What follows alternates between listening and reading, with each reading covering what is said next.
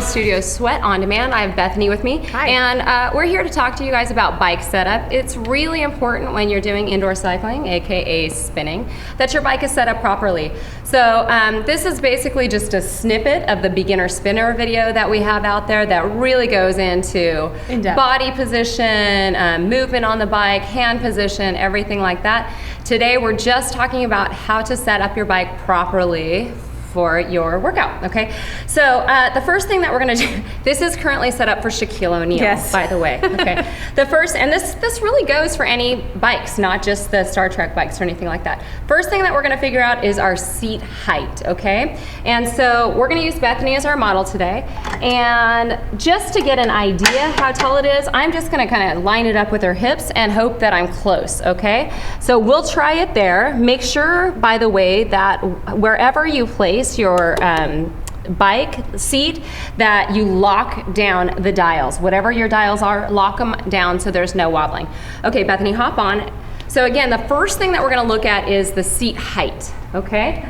What I'm looking for here is that Bethany has her leg fully extended without locking out. So she should be able to flex and bend that knee without it locking out. Did we get lucky, Bethany? Is that about right? Yeah. Okay, so with her leg in its fully extended position, is it locking out? So go ahead and give me a couple of rotations, Beth. And that's what I'm looking for. Is it fully extending without locking out? The answer is yes. So I think we kind of got lucky there.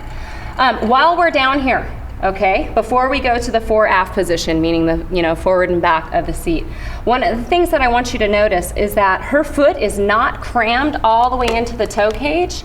She backs it out so that the ball of the foot is over the center of the pedal. So that's important to make sure that you have right before we check the seat fore and aft position, okay?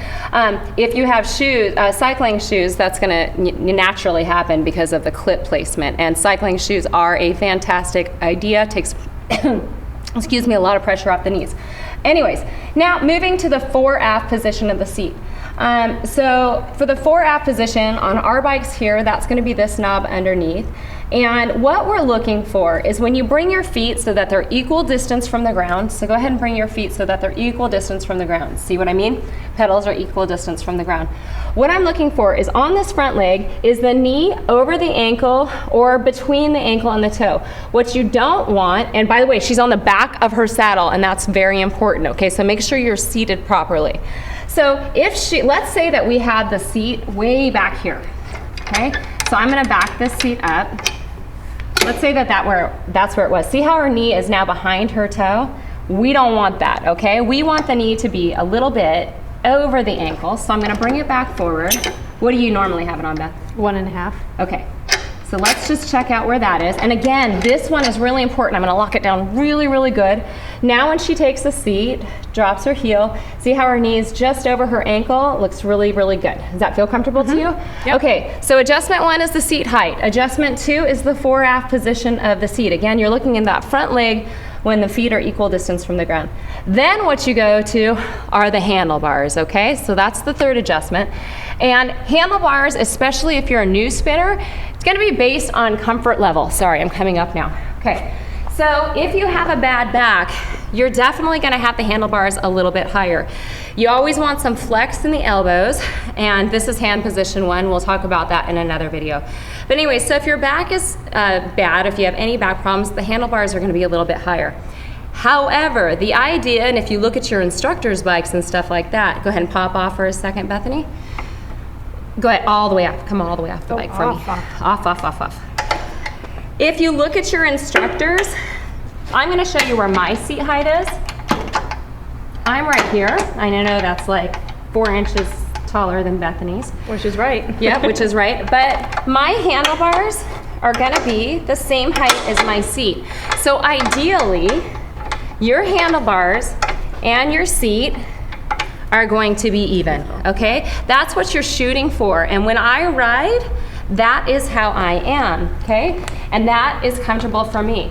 The only way you can get to that point is if you get really comfortable hinging forward from the hips. That means I'm pretending there's a bar here and I'm folding over. I've got plenty of length in my body to sit in this position with my handlebars this low. Okay, so again, your goal is to get here and here even. If you have a bad back, it's going to be higher than that on the handlebars though. All right, and where the tendency that most people have is to flex from the rib cage, and see how my back's rounding. You want to keep your chest lifted, make sure you're on the back of the saddle, and fold from the hips. All right, I think that pretty much covers it. Yeah, no, that's great. All right, you guys, so that is proper bike setup. I hope that helps you.